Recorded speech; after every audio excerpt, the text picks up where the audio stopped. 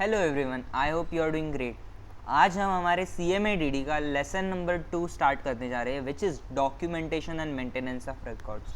As a company secretary this chapter is very much important in your career, because ये आपको बताता है कि जब आप एक कंपनी सेक्रेटरी बनोगे, और इवन आप कंपनी सेक्रेटरी नहीं बनोगे तो भी आपको डॉक्यूमेंटेशन किस तरीके से करना चाहिए, रिकॉर्ड मेंटेनेंस कैसा होना चाहिए in general and as per the companies act, जिससे आप एक अच्छे डॉक्यूमेंटेटर बन पाओगे। जो आपका डॉक्यूमेंटेशन है वो बहुत बढ़िया होगा। तो बिना किसी देरी किए चलिए शुरू करते हैं। सबसे पहले इस चैप्टर में हमें डॉक्यूमेंट की डेफिनेशन दी है एंड रिकॉर्ड की डेफिनेशन दी है। तो देखते हैं डॉक्यूमेंट और रिकॉर्ड में क्या फ़र्क है। तो वो क्या बोलता है, document is a part and parcel of written printed electronic matter that provide certain information. Document का मतलब है कुछ भी अगर रिटर्न है, प्रिंटेड है, इलेक्ट्रॉनिक है, कहीं पे भी कुछ भी लिखा है तो दैट इज़ अ डॉक्यूमेंट। तो ये जो आपकी स्क्रीन पे आपको लिखा हुआ कुछ दिख रहा है, दिस इज़ अ डॉक्यूमेंट। आप आपकी नोटबुक में अगर कोई नोट्स बना रहे हो, आपके पास फिजिकल कोई पेपर है एनीथिंग जिस पे कुछ लिखा है, प्रिंट किया है या इलेक्ट्रॉनिक सब्सटेंस में वहाँ पे पाया जाता है, तो उसे डॉक्यूमेंट बोलता है। इन्फॉर्मेशन में भी स्ट्रक्चर्ड और अनस्ट्रक्चर्ड कैसी भी हो सकती है। जैसे कि अगर आप मेरे नोट्स देखोगे तो it is in structured formats. अगर आपको सारे पैराग्राफ एक के नीचे एक चिपका दिए जिसका कोई मतलब हेडिंग नहीं वगैरह नहीं, दैट इज़ अनस्ट्रक्चर्ड। डॉक्यूमेंट में यूजुअली भी changed and revise as per requirements and in our daily life we all create receive use documents. ये हम हमारी रोज़मर्रा की ज़िंदगी में कोई भी डॉक्यूमेंट को क्रिएट, रिसीव या यूज़ करते हैं। जैसे कि आप कोई शेरिट जैसा एप्लीकेशन यूज़ करोगे कि किसी के फ़ोन से आप अपने फ़ोन में कोई डॉक्यूमेंट ले लोगे, simple. Email we send receive, report, shopping list etcetera are all examples of document. सब कुछ डॉक्यूमेंट है। अब रिकॉर्ड क्या है? हमने डॉक्यूमेंट तो समझ लिया कि हर चीज़ डॉक्यूमेंट है, but what is record? Record is a matter of evidence about past. देखो, ये मेरे रिकॉर्ड में है, मतलब अभी ये जो नोट्स बनाए हैं ना, मैंने ये साल बनाए, अगले साल मैं इसको चेंज करूँगा, बट ये साल जो मैंने नोट्स बनाया उसका मैं फोल्डर लिखूँगा, नोट्स फॉर 2025 जून अटेम्प्ट, उसको उस फोल्डर में रख दूंगा और नए साल के नोट्स को मैं अलग फोल्डर में रखूँगा। तो मैंने जो पिछले फोल्डर में नोट्स रखे, पुराने जो भी बना के रखे, that is all record. That is all record. It is what? It is a matter of evidence about the past. तो आपको पास्ट में कोई भी चीज़ हुई है उसको अगर ढूंढ के निकालना है तो आप रिकॉर्ड्स में जाओगे, ना कि जस्ट डॉक्यूमेंट्स में छान मारोगे। Many records initially start out as documents, yes, and later become records when they are used as evidence. जब आप डॉक्यूमेंट को एज एविडेंस यूज करते हो, that is record. Record can be used as proof in legal obligation और transaction of business. Also important to keep in mind that not every record is a document. every record is not a document और record ना ये ऐसा है ना ये ऐसा है। तो बोल रहा है हर डॉक्यूमेंट रिकॉर्ड नहीं है और हर रिकॉर्ड डॉक्यूमेंट नहीं है। Okay, for instance a taped conversation between two person may be used as a record to conclude that they were framing conspiracy. मतलब उसने रिकॉर्डिंग करके दिया है और उसको बोल रहे हैं that is a record, but वो डॉक्यूमेंट नहीं है, क्योंकि डॉक्यूमेंट क्या है? इलेक्ट्रॉनिक मैटर, रिटर्न या प्रिंटेड कोई भी डॉक्यूमेंट या इंफॉर्मेशन। समझे? सम एग्जाम्पल ऑफ रिकॉर्ड में include final report, email, confirming action, decision, photograph, spreadsheet, business contract etcetera. अब ये क्या बोलता है, प्राइमरी रिस्पॉन्सिबिलिटी कंपनी सेक्रेटरी की क्या है? एज अ कंपनी सेक्रेटरी सबसे टॉप पे आपकी रिस्पॉन्सिबिलिटी, ये बोर्ड मीटिंग वगैरह जो भी करते हो ना, it is all document based work. आप एजेंडा बनाते हो, मिनट्स बनाते हो, what is this? This is documentation. आप एजेंडा को, इस साल का एजेंडा जितने बनेंगे, आप मान लो 4 मीटिंग की है, 4 मीटिंग के 4 फोल्डर होने चाहिए, उसके अंदर सब फोल्डर्स होने चाहिए। एजेंडा का फोल्डर, बोर्ड मीटिंग में कुछ प्लेस होगा उसका फोल्डर, अलग अलग प्रकार के अलग अलग फोल्डर बनेंगे। वैसा आपका मेन काम होता है सारे रिकॉर्ड्स को संभाल के रखना, मेंटेन करना। which are required to be kept by the company in many cases extended towards creation and execution of critical corporate records. Yes, this requires a good understanding of what document need to be created. क्या document बनाना है, क्यों बनाना है, और उसमें क्या क्या details हमको लिखनी है। आपको पता होना चाहिए। फॉर एग्जांपल मुझे एजेंडा बनाना है, एजेंडा क्यों बनाना है, क्योंकि मेरी बोर्ड मीटिंग आ रही है, बोर्ड मीटिंग में बोर्ड से क्या क्या अप्रूव करवाना है, क्या क्या नोटिंग करवानी है, ये मुझे पता होना चाहिए अगर मुझे एक एजेंडा बनाना है। Simple. At the next level of documentation company secretary की ड्यूटी होती है कि कॉन्फिडेंशियलिटी इंश्योर करे। भाई एजेंडा में मेरे जो जा रहा है मैं अपने दोस्तों को तो नहीं बता सकता हूँ कि अरे मेरी बोर्ड मीटिंग ना फाइनेंशियल्स 20 बार प्लेस करी और वो फाइनेंशियल्स हमारे बहुत बढ़िया है। अरे this is a confidential document, ये सब तुम बाहर डिस्कस नहीं कर सकते हो। तो एज अ company secretary this is your duty and check whether or not document requires any further action. Also check whether it is consistent with prior records. पिछली बार का मेरा एजेंडा का फॉर्मेट कुछ और था, इस बार का कुछ और है, अगली बार का कुछ और है, ऐसा नहीं होना चाहिए।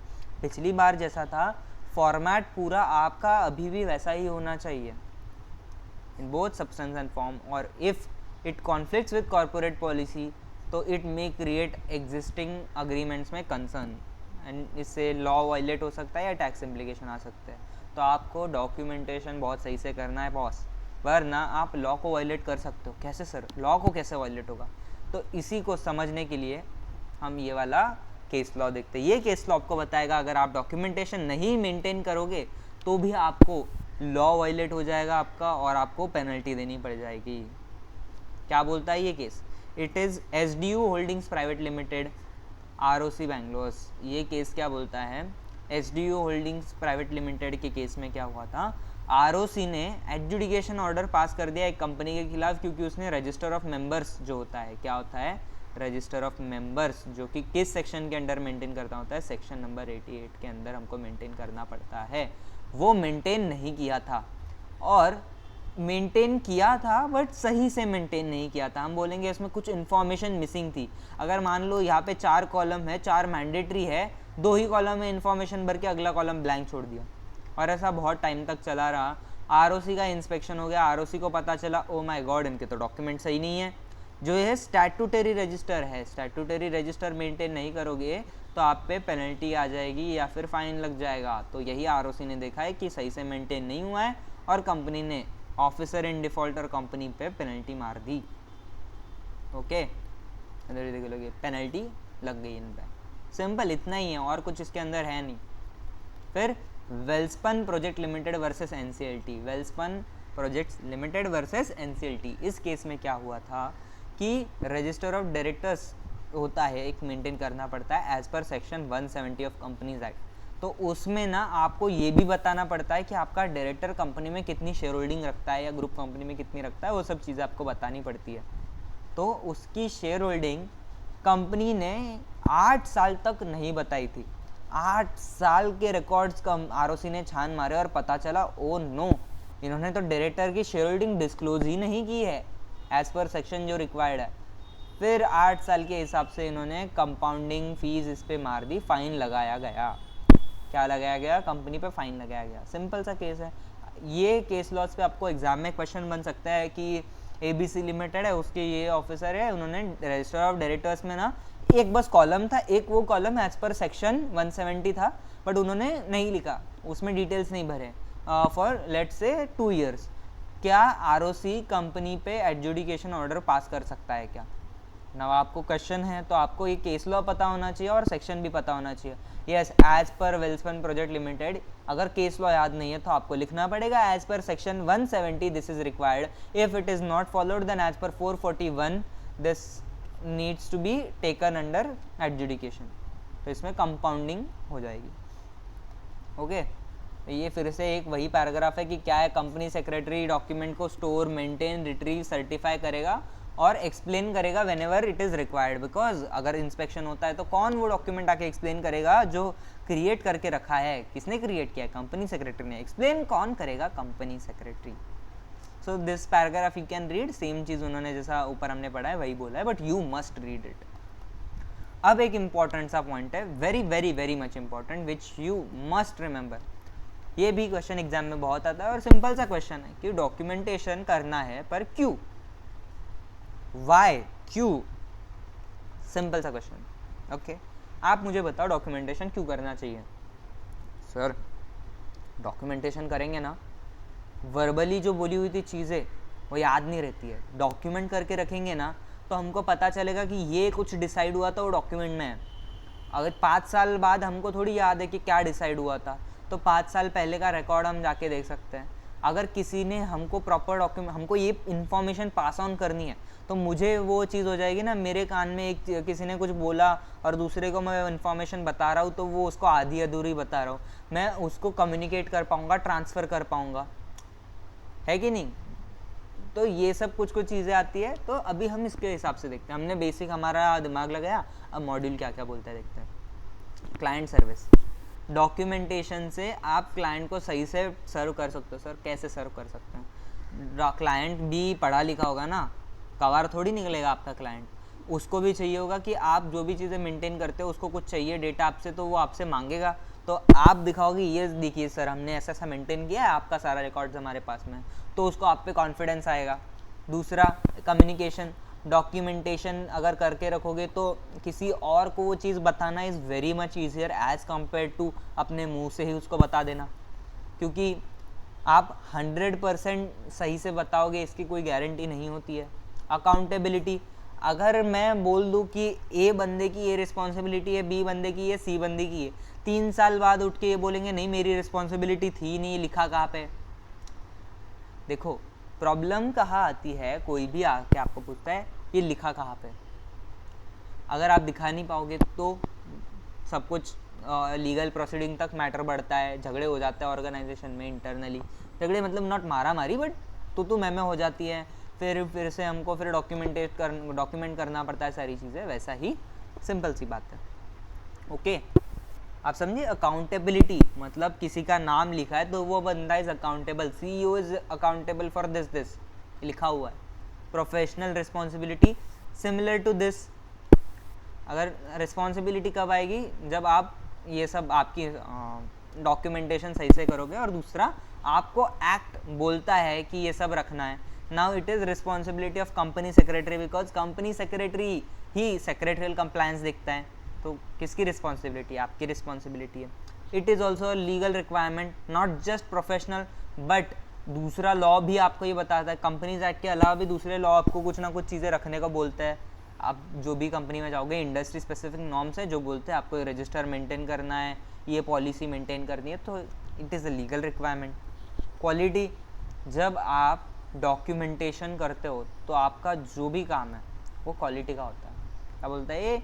It may be use to evaluate professional practice in terms of peer review, quality review, audit, accreditation process, regulatory inspection and critical incident reviews। तो जब भी आपका रिव्यू वगैरह होता है, जैसे पीयर रिव्यू का एक टॉपिक हमारे बाद ये चैप्टर में आएगा, जो अपना सब्जेक्ट है उसमें आएगा, तो उसमें हम जाके पढ़ेंगे कि पीयर रिव्यू क्या होता है। तो उसमें आपको पता चलेगा कि आपका, अगर आप एक PCS हो तो ICSI किसी एक बंदे को पीयर रिव्यूअर करके अपॉइंट करेगा, वो बंदा आके आपका पीयर रिव्यू करेगा। पीयर रिव्यू मतलब ऑडिट बेसिकली।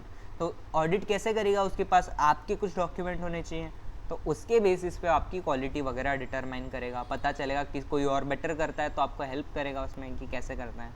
रिसर्च, क्या है documentation? It is a valuable source of data for researchers. मुझे अगर कंपनीज एक्ट पढ़ना है, मैं अगर MCA के वेबसाइट पे जाऊंगा, मैं अगर वहाँ से कंपनीज एक्ट डाउनलोड करूंगा तो मैं कंपनीज एक्ट के बारे में पढ़ पाऊंगा।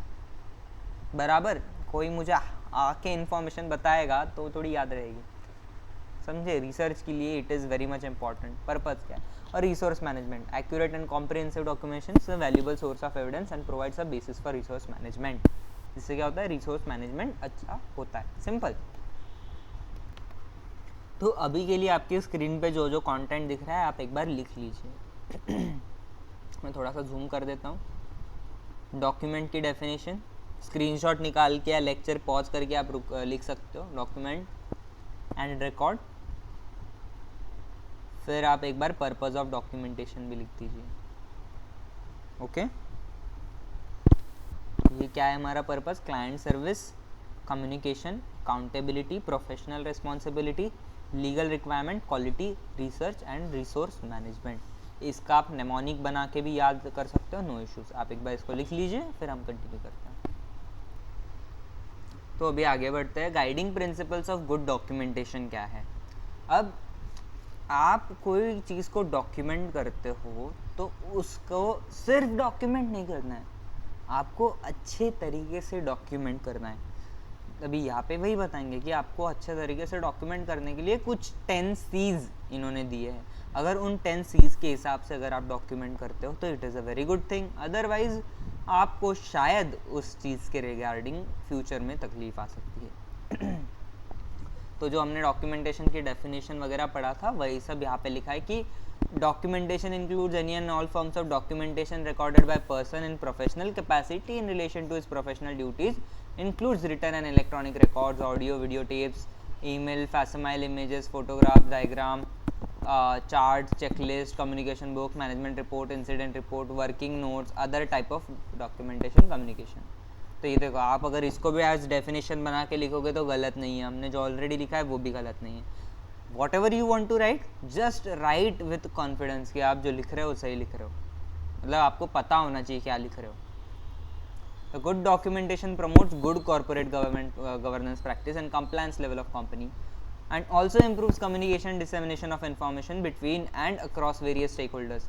यही जो हमने ऊपर पढ़ा था कि अगर सही डॉक्यूमेंटेशन करोगे तो कम्युनिकेशन में, इंफॉर्मेशन के डिसेमिनेशन में आपको हेल्प मिलेगा। Simple, nothing complicated. अभी गाइडिंग प्रिंसिपल्स के बारे में बात करते हैं, तो let's directly skip to it. आपका डॉक्यूमेंटेशन किस प्रकार का होना चाहिए? शुड बी क्लियर, ऐसा वेग नहीं होना चाहिए कि पढ़ के समझ में कुछ ना आए। कॉन्जिक्यूटिव होना चाहिए कि अगर मैं बोल रहा हूँ, मैं एक प्रोसेस लिख रहा हूँ, तो प्रोसेस में ए पहले आएगा, बी पहले आएगा, सी बाद में आएगा, ये कुछ प्रोसेस का फ्लो है। आप बीच में इधर सी का कुछ एलिमेंट मत डाल दो, आप उसको एक फ्लो में रखो, कॉन्जिक्यूटिव रखो। अगर आप मिनट्स बना रहे हो तो मिनट्स 100 मीटिंग के मिनट्स के बाद में 101, 102 ऐसे ऐसे जाना चाहिए, फ्लो होना चाहिए, कॉन्जिक्यूटिव होना चाहिए, शुड बी कंसाइज। अगर आप किसी चीज़ को शॉर्ट में कहीं पे डॉक्यूमेंट कर रहे हो तो आप ये नहीं कर सकते हो कि जैसा कहीं और पे कॉपी पेस्ट कर दिया है, उसको शॉर्ट में कंसाइज वे में रखो, ताकि बहुत सारी चीज़ें बाद में रेफ़र करने को ना हो, जितना इम्पॉर्टेंट है नेसेसरी वही हो। मिनट्स क्या होता है? एक कंसाइज समरी ऑफ मीटिंग चलती है 1-1.5 घंटे की, क्या 1-1.5 घंटे में जितना बोला है सब कुछ होगा उसमें? नहीं, कुछ 50-60 पेजेस में उसकी समरी हो जाएगी, right. It should be comprehensive.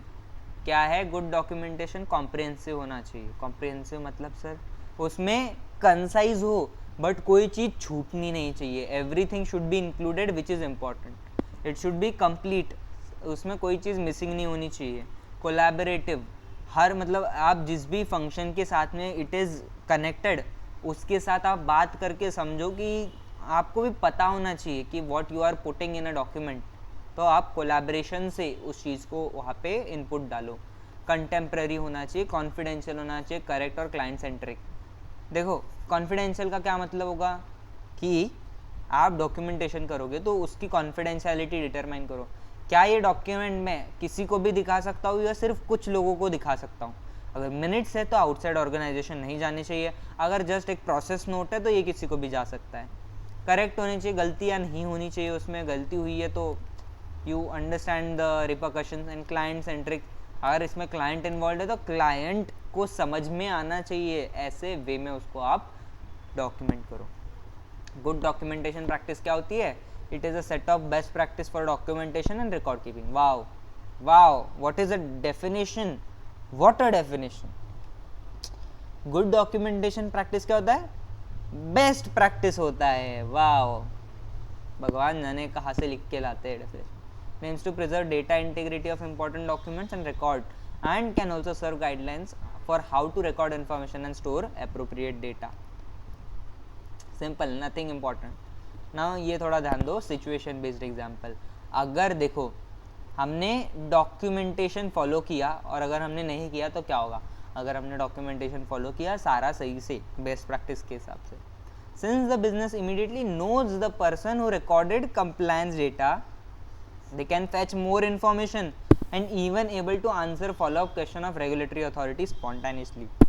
Consequently, the authority is able to confirm that business is compliant. अगर आपके पास सारा डेटा रेडी है, डॉक्यूमेंटेशन रेडी है, आपको पता है किसने किया है, तो अगर रेगुलेटर ने पूछा सवाल कि अरे ये किधर है, वो बंदा ला के देगा, ये दे दिया, रेगुलेटर बोलेगा ओ कि यू आर कंप्लाइंट। अगर नहीं है तो अरे यार, अगर ये पता नहीं किसने बनाया है तो बिजनेस को ज़्यादा इन्फॉर्मेशन उस डेटा की मिलेगी नहीं, कंप्लायंस डेटा की, और हम रेगुलेटर को आंसर नहीं कर पाएंगे, और कॉन्सिक्वेंटली रेगुलेटर हमको बोलेगा यू आर नॉन कंप्लायंट, हम पे पेनल्टी लगा देगा। समझे? Simple. What are examples of poor documentation practice and good documentation practice? देखो, पुअर मतलब जिसमें बहुत गलतियाँ हो, करेक्शंस बहुत ज़्यादा की हो, फिर साइंड नहीं है, डेटेड नहीं है, डॉक्यूमेंट की डेट नहीं पता है, किसी सीनियर बंदे ने उस पर साइन नहीं किया है एज करेक्ट बोल के, या फिर अगर करेक्शन किया है तो उसमें रीज़न नहीं लिखा है कि करेक्शन क्यों है, तो that is a poor documentation practice. Right overs, multiple line through, use of white outs, whitener वगैरह से, अगर आपके पास कोई डॉक्यूमेंट है उसमें गलती हो गई, वाइटनर मार दिया, उसके ऊपर पेन से कट मार दिया, ऐसे डॉक्यूमेंटेशन नहीं होने चाहिए, that is not allowed. Recording of events is not in sequence and table, consecutive नहीं है बेसिकली। और अगर आपका नंबर का डेटा है, नंबर्स वगैरह है, उसको टेबल फॉर्मेट में दोगे तो मोर रीडेबल है, आप एकदम एक पैराग्राफ में दोगे तो that is not very much readable. Delegation सही से नहीं किया है। SOP, standard operating procedure, is not authorised, जो भी उसमें डॉक्यूमेंटेशन करने का प्रोसेस है, किसी ने प्रोसेस कहीं पे ऑथराइज नहीं किया है। अगर मान लो ABC ये प्रोसेस होना चाहिए, ये डिटरमाइन किसने किया, किसने बोला है कि ऐसा करना चाहिए, कोई सीनियर बंदा ऑर्गेनाइजेशन में बताएगा तो ही वो चीज़ होनी चाहिए। Out of specification procedure, not detailed enough, flow chart, check list not available, मतलब कोई प्रोसेस है ही नहीं डॉक्यूमेंटेशन का, बस अनशंड आया डाल दिया फोल्डर में, आया डाल दिया फोल्डर में, कोई प्रोसेस है, कोई चेक करेगा, कुछ नहीं। Bad practice. Good practice is record should be completed at the time of activity or when any action is taken, जब भी वो एक्टिविटी कंप्लीट है तो आपके पास जो रिकॉर्ड है वो कंप्लीट होना चाहिए। Superseded document should be retained for a specific period of time, आपका डॉक्यूमेंटेशन रिटेन होना चाहिए। अगर ऐसा हो गया ना, अरे ये साल का तो हो गया, अभी हमारे जो पिछले साल के डॉक्यूमेंट स्क्रैप करते हैं, नहीं, इवन आपका कंपनीज एक्ट बोलता है कि 8 साल तक आपको आपका डेटा मिनिमम संभाल के रखना है। फिर आपका डॉक्यूमेंटेशन कैसा होना चाहिए? Concise, legible, accurate and traceable.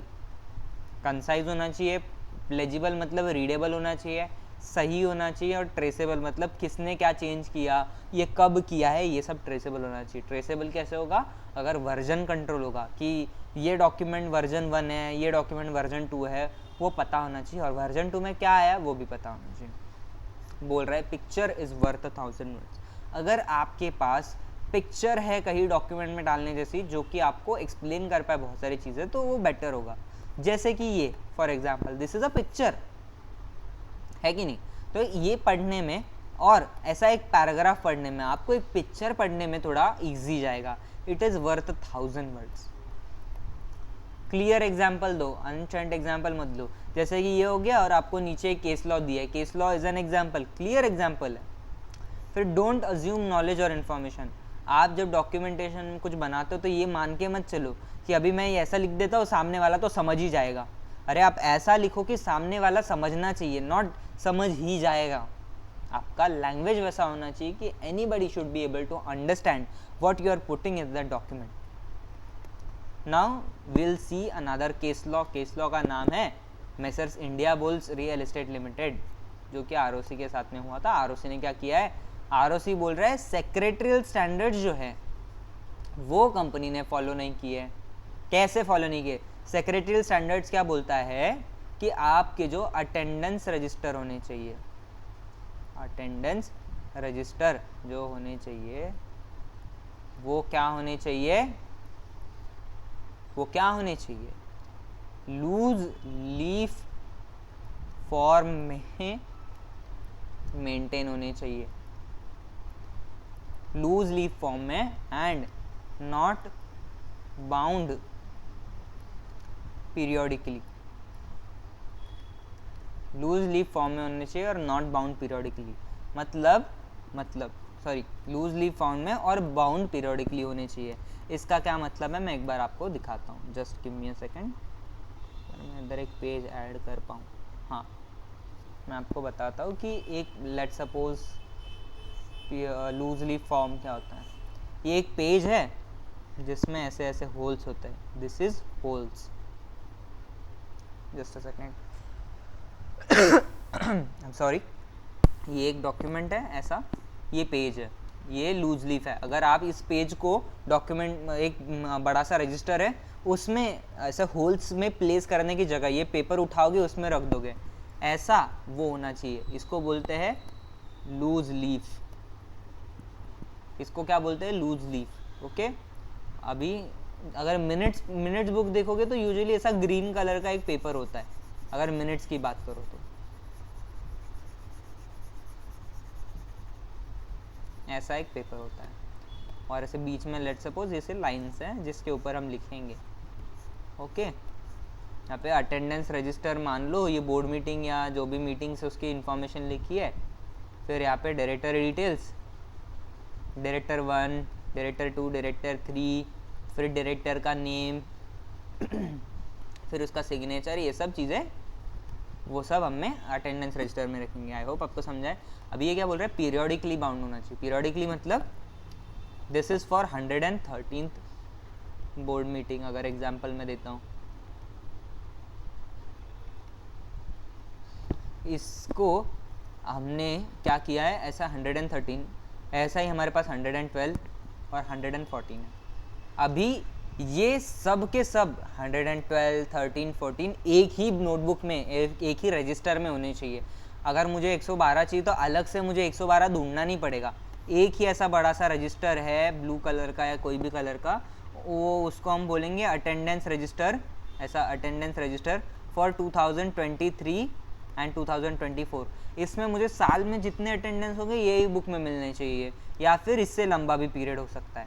इसको बोलेंगे पीरियोडिकल बाइंडिंग, एक ही बुक में सब अवेलेबल होना। तो ये क्या बोल रहा है, आरओसी बोल रहा है इसका जो अटेंडेंस रजिस्टर था वो पीरियोडिकली बाउंड नहीं था। इसकी वजह से इन्होंने इन पे लगाई है पेनल्टी। कंपनी बोल रही है कि हमारा इसमें कोई ऐसा इंटेंशन नहीं था, हमने जानबूझ के नहीं किया। देखो, जानबूझ के नहीं किया बट गलती तो की है, और गलती की है तो आप पे सज़ा लगेगी, और इस कंपनी पे क्या लगा है, फिर पेनल्टी लगी है। सिंपल सा मैटर है, आप याद रख लोगे। ओके, ज़्यादा कुछ कॉम्प्लिकेटेड नहीं है। तो अगर हम पढ़े आगे, हाँ, गुड डॉक्यूमेंटेशन के what are dos and don'ts.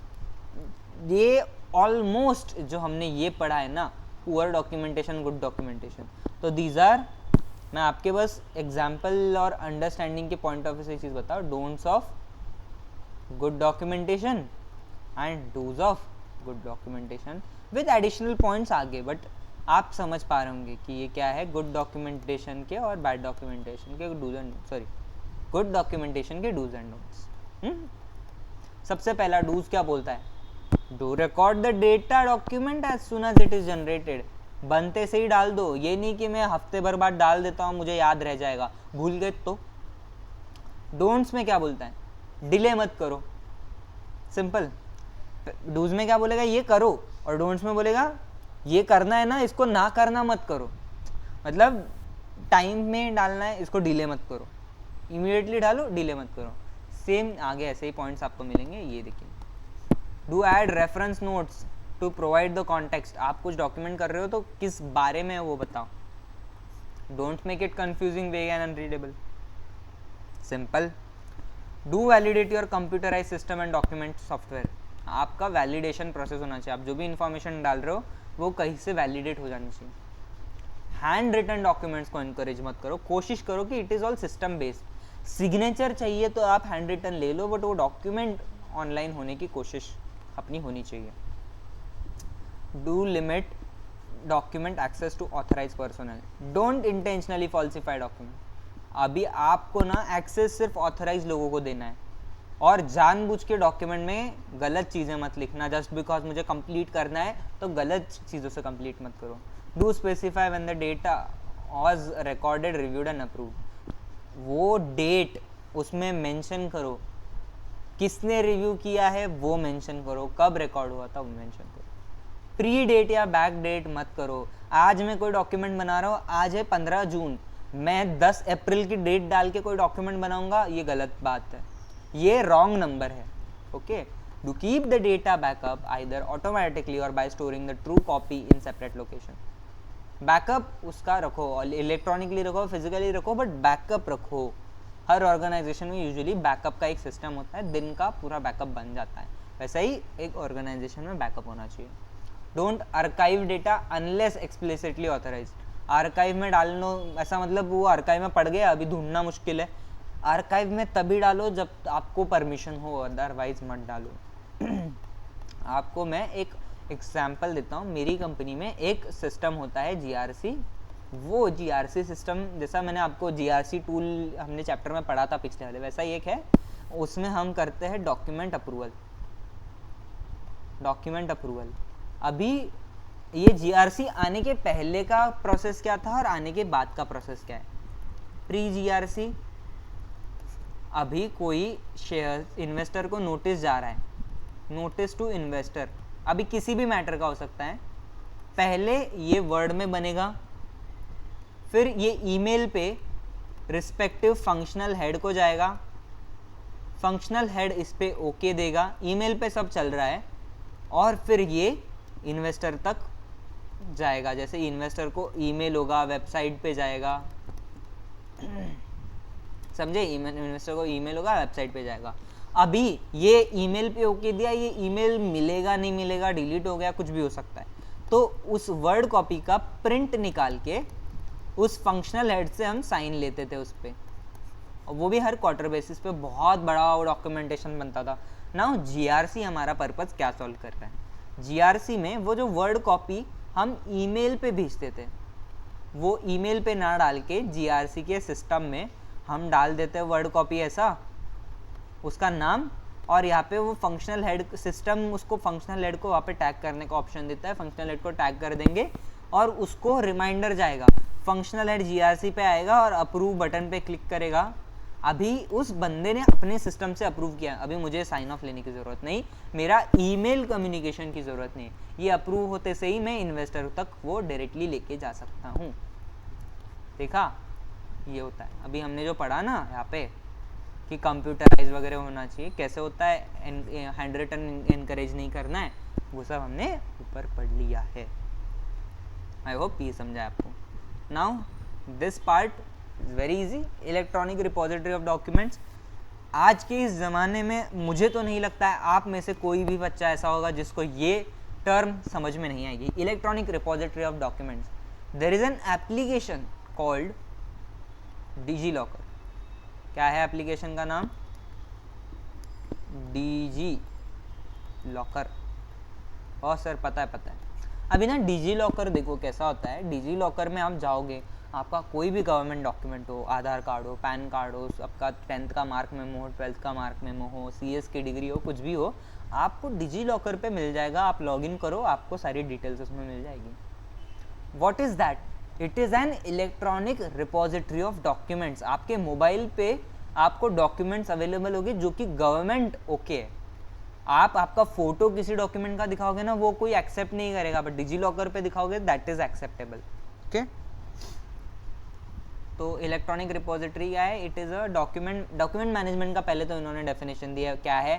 Process of managing and tracking documents and records through electronic और फिजिकल सोर्स ऑफ डॉक्यूमेंट्स। अगर डॉक्यूमेंट मैनेजमेंट मतलब आप इलेक्ट्रॉनिक या फिजिकली अगर किसी भी डॉक्यूमेंट्स को, रिकॉर्ड्स को मैनेज करते हो, उसका जो भी प्रोसेस है that is document management. Simple. अभी डॉक्यूमेंट मैनेजमेंट सिस्टम क्या होता है? Software that controls and organizes documents of organization. Organization के डॉक्यूमेंट जो संभालता है वो अपना सॉफ्टवेयर है DMS, document management system. It incorporates document and content capture, workflow, document repository, output systems, information retrieval systems, also the process used to track, store, control documents. Basic चीज़ कि क्या है DMS क्या करता है? आपके सारे वर्कफ्लो को सही से डॉक्यूमेंट करके रखता है, जिसकी वजह से आपको डॉक्यूमेंट को इजीली रिट्रीव करना पॉसिबल हो पाता है। सेम डेफिनेशन इधर दिए है। इलेक्ट्रॉनिक रिपोजिटरी में डॉक्यूमेंट मैनेजमेंट सिस्टम का मतलब है कैसे काम करता है? It works by using a computer system software to store, manage and track electronic documents, electronic images और paper based information captured through use of scanner। आप अगर कोई ऐप से किसी को फोटो निकालते हो किसी चीज़ का, उसको कन्वर्ट करते हो और वो पेपर वाला जो चीज़ है उसको आप कॉपी कर पाते हो। देखो ये अगर मैं आपको यहाँ पे एग्जांपल दे पाऊँ एक है मिनट, ये देखिए अगर मैं ये टेक्स्ट को सेलेक्ट कर पा रहा हूँ, this is optical content recognition OCR। अगर ये पेपर का कोई फोटो निकालूँ, उस फोटो में ये सेलेक्ट नहीं कर सकता। अगर मैंने सेलेक्ट किया टेक्स्ट और मैं कॉपी करके पेस्ट करूँगा, ये देखिए ये मुझे टेक्स्ट पेस्ट करते आ रहा है कहीं पर। ये अगर आप देख पाएंगे, ये देखिए ये जो नीचे टेक्स्ट है आपको स्क्रीन पे यहाँ पे दिख रहा होगा, इसको मैं भी डिलीट कर देता हूँ। That is readable document. Searchability है इस डॉक्यूमेंट में। अगर मैं इसमें सर्च करूँगा कोई चीज़, इलेक्ट्रॉनिक रिपोजिटरी ऑफ डॉक्यूमेंट्स, तो मुझे ये पार्ट सर्च हो जाएगा। ये डॉक्यूमेंट में होना चाहिए। ओके, सिमिलरली ये जो पैराग्राफ है वही बोलता है, आप एक बार इसको पढ़ लीजिए। हम अभी समझते हैं एक DMS रखने के एडवांटेजेस क्या क्या है। एंड अभी हम बढ़ते हैं बाकी इस टॉपिक पे जिसका नाम है advantages of DMS, which says सबसे पहली चीज़ it helps in tracking on check in and check out by various officers. अगर मैं एग्जांपल देना चाहूँ आपको तो एक एग्जांपल मैं आपको देना चाहता हूँ। ये है एक ऑफिस का दरवाज़ा, थोड़ा टेढ़ा हो गया but imagine this is an office door. इसके आसपास ये सब दीवार है। इस दरवाजे से ही आप अपने ऑफिस के अंदर घुस सकते हो। इस दरवाजे पे एक ऐसा सिस्टम कुछ लगा है, दरवाजे पे या दरवाजे के साइड पे कहीं पे भी, जिस पे एक होती है रेड लाइट। आपके पास एक एक्सेस कार्ड होता है। क्या होता है? एक्सेस कार्ड होता है। अगर ये कार्ड आप इस पे टैप करोगे तो ही आप ये दरवाज़ा खोल पाओगे, वरना दरवाज़ा खुलेगा नहीं। ये नॉर्मली ऑर्गेनाइजेशंस में होता है। आप डायरेक्टली कोई भी बंदा घुस नहीं सकता है इसके अंदर। अगर आपके पास कंपनी का दिया हुआ कार्ड है तो ही आप कंपनी में एंटर कर सकते हो। Okay, simple. तो ये track in and track out, ये कैसे दिखता है ट्रैक का चेक इन? अभी ये जितनी बार, अगर ये मेरा कार्ड है जिस पे मेरा नाम है तो ये जो भी कंपनी है, कंपनी के पास में एक लिस्ट होगी कि मैंने यानी मयूर माइकर, ये नाम का एक बंदा है जिसको हमने ये कार्ड अलॉट किया है। इसने कब, किस टाइम पे और किस डेट पे कितनी बार ये कार्ड कहाँ टैप किया है। ये वाले फ्लोर पे टैप किया है, दूसरे वाले फ्लोर पे टैप किया है, तो ये पता चलता है कि कितना टैप इन टैप आउट हुआ है। तो ये पता चलता है। Locking and unlocking of documents, किसी के पास सिक्योरिटी हो, पासवर्ड डाल के रखा है तो एक पता चलता है। साइमल्टेनियस एडिटिंग हो सकती है, मतलब कोई एक डॉक्यूमेंट एडिट करना है मेरे सिस्टम में अगर है तो कोई और एडिट नहीं कर सकता है। अगर हम किसी DMS में रखें तो वो भी बंदा एडिट कर सकता है, ये भी बंदा एडिट कर सकता है, दोनों साथ में एडिट कर पाएंगे। मतलब मैं कुछ लिख रहा हूँ, साथ में वो भी कुछ लिख रहा है, उसको मेरे चेंजेस पता चल रहे हैं साथ में ही। डॉक्यूमेंट का वर्जन कंट्रोल मैंने आपको बताया है कि ये डॉक्यूमेंट का पहले का वर्जन, अभी का वर्जन अलग अलग होता है, तो ये DMS में वर्जन कंट्रोल बनेगा। जैसे कि एक एग्जांपल देता हूँ, कंप्लायंस पॉलिसी नाम की एक पॉलिसी है, मैंने अपने GRC सिस्टम में वो पॉलिसी चढ़ा दी है।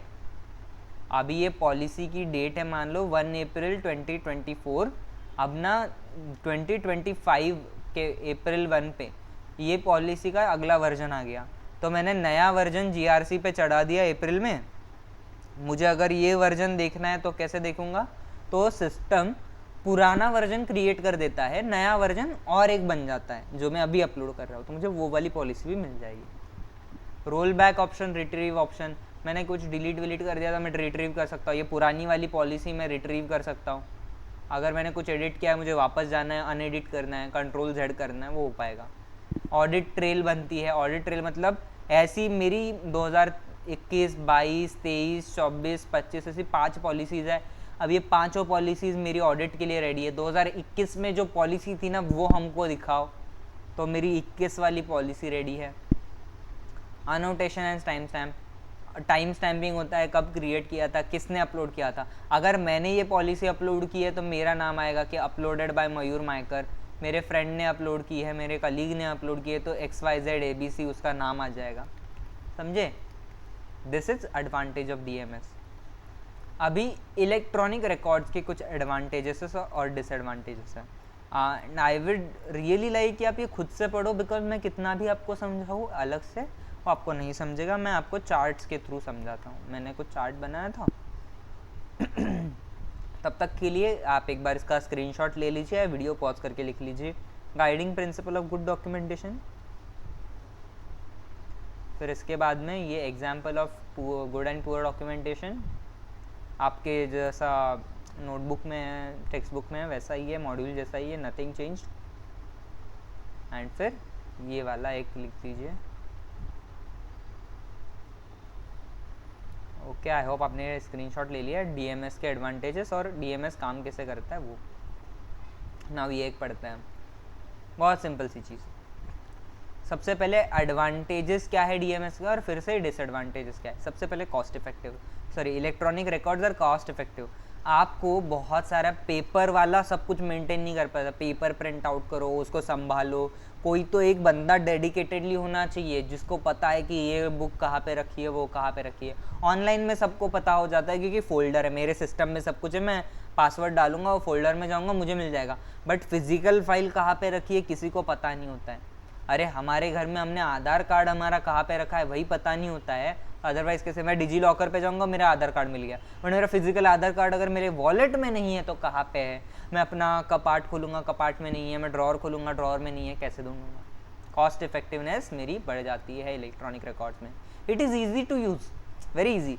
अगर मैं अपने डिजी लॉकर में मोबाइल में जाऊँगा, उसमें लॉग इन करूँगा, आ गया मेरा आधार कार्ड। लेबर सेविंग, जैसे मैंने आपको बोला, एक डेडिकेटेड रिसोर्स होना चाहिए। अगर आपके कोई डॉक्यूमेंटेशन है जो आप अगर घर में नहीं संभालते हो तो आपका एक डेडिकेटेड रिसोर्स है जिसका नाम है मम्मी।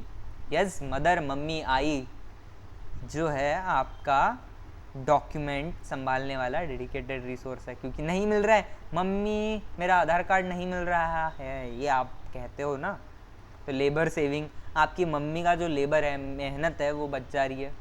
वैसे ऑर्गेनाइजेशन में जो बंदा है उसका काम बच जा रहा है, पैसा आपको उस बंदे को नहीं देना पड़ेगा।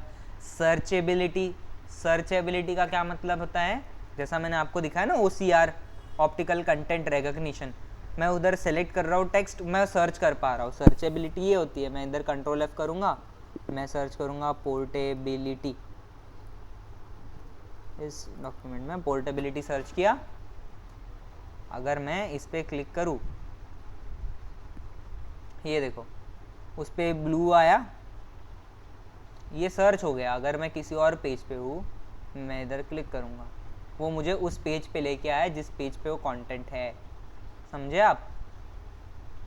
चलिए, तो ये सर्चेबिलिटी होती है ऑनलाइन वाला। अगर मेरे पास कागज़ का डॉक्यूमेंट में, उसमें क्या टाइप करके ढूंढूंगा यार, मैं सर्च कैसे करूँगा? मेरा 150 पेज का डॉक्यूमेंट, एक एक पेज पलटो, अरे यार शायद ना पेज नंबर 10 पे था, वो ढूंढो, अरे क्या लिखा था, अरे वो ना उसमें पोर्टेबिलिटी वर्ड लिखा था, किधर तो है, ढूंढो। मैंने ऑनलाइन अपना जो डॉक्यूमेंट है उस पर टाइप कर दिया, मुझे मिल गया मेरे सिस्टम से।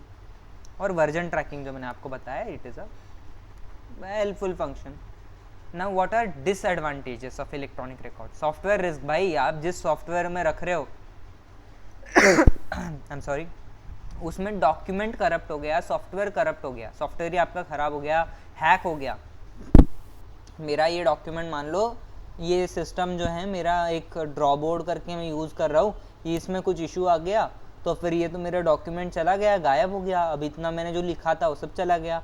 ये वन नोट करके जो एक सॉफ्टवेयर है, ये एप्लीकेशन है जिसमें ये सब मैं लिख रहा हूँ आपको स्क्रीन पे दिखाने के लिए, अगर ये बंद हो गया, ये लॉगिन ही नहीं हो रहा है, तो मैंने जो लिखा है सब गया। I can not recover it, तो there is a software risk. दूसरा, फॉर्मेट रिस्क। अगर मान लो मैंने XYZ फॉर्मेट में एक चीज़ संभाल के रखी थी, मुझे अभी मेरा सिस्टम अपग्रेड हो गया है, विंडोज़ अपग्रेड हो गया, विंडोज़ बोल रहा है ये टाइप के डॉक्यूमेंट अब हम सपोर्ट नहीं करते, तो फिर वो ओपन ही नहीं होगा। जैसे कि PDF और JPG। आपको मैं एक एग्जांपल देता हूँ। मेरी ऑर्गेनाइजेशन में मेरे और मेरे कॉलीग्स के साथ एक छोटी सी दिक्कत होती है। आउटलुक करके एक ईमेल का एप्लीकेशन है, सॉफ्टवेयर है, जैसा जीमेल है वैसा ही बट थोड़ा सा एडवांस। माइक्रोसॉफ्ट का आउटलुक है, गूगल का जीमेल है। आउटलुक ने ना दो चीज़ें की है, एक न्यू आउटलुक और एक ओरिजिनल आउटलुक। एक न्यू आउटलुक एक ओरिजिनल आउटलुक। अब प्रॉब्लम क्या आती है मेरे दोस्तों, ओरिजिनल आउटलुक में अगर मैं कोई मेल सेव करता हूँ फोल्डर में तो वो .msg इस फॉर्मेट में सेव होता है, इसको फॉर्मेट बोलते हैं हम।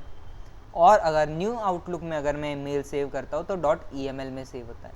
अगर मेरा कोई टीममेट न्यू आउटलुक यूज़ नहीं करता है, मैंने eml में सेव किया, वो ओपन नहीं कर पा रहा है डॉक्यूमेंट, तो that is a format risk.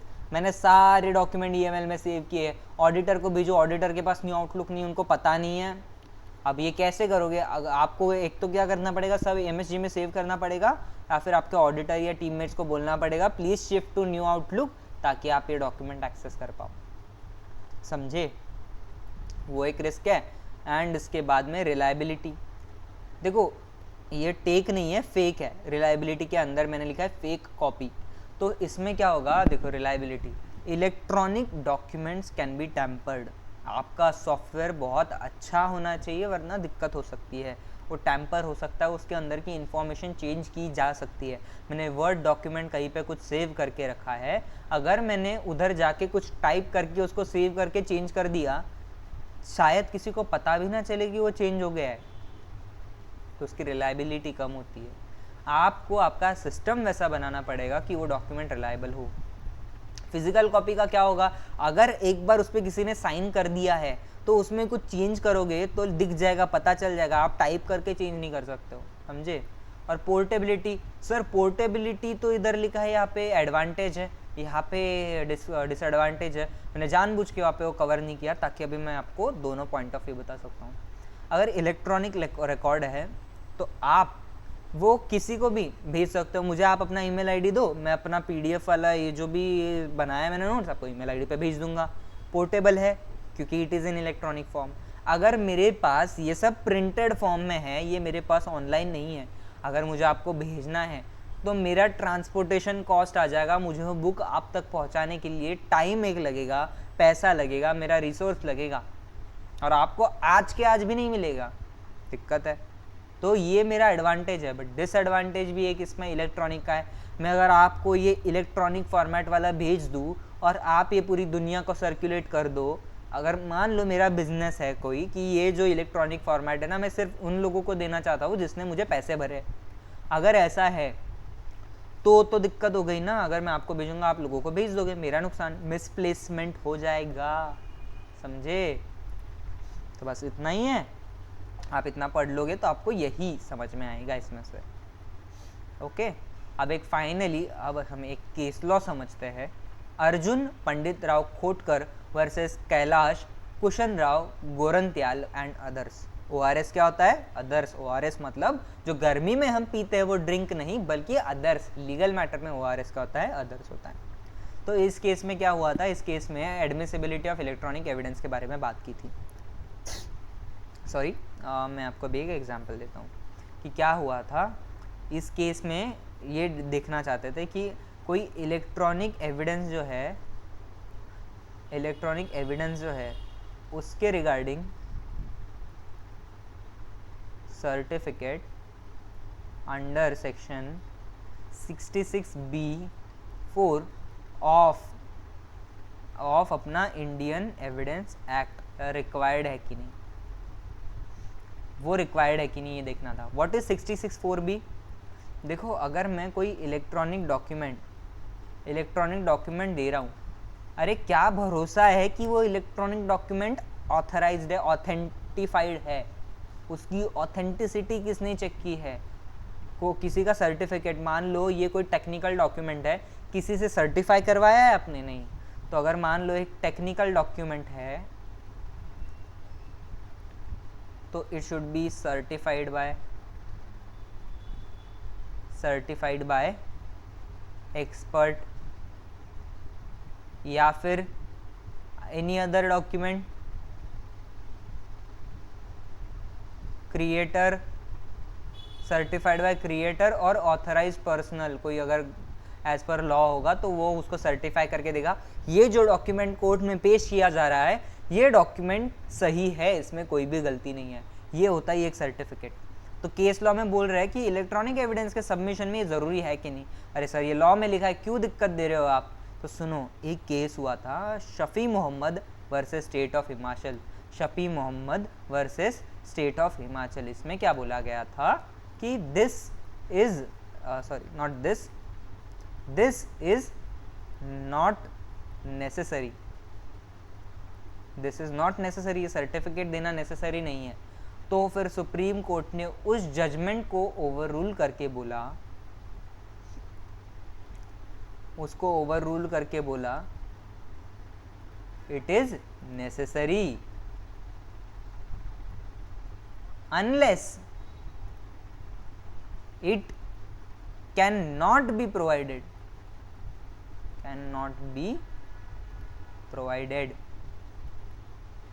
समझे। सुप्रीम कोर्ट ने बोला अगर इसको हम नहीं कर पाएंगे प्रोड्यूस, हमको कोई टेक्निकल एक्सपर्ट है या कोई क्रिएटर है उससे हम नहीं ले पा रहे ये certificate, this is impossible for us, तो ऐसे केस में बिना सर्टिफिकेट का electronic evidence supreme court consider करेगा। बट ये मत बोलो कि पॉसिबल है बट हमने कोशिश ही नहीं की, हमने सर्टिफिकेट लाया नहीं, as per previous judgment. Okay, समझे। I hope this is very very clear to you, you have no doubts about this. एक बार खुद से पढ़ लो, यही समरी है।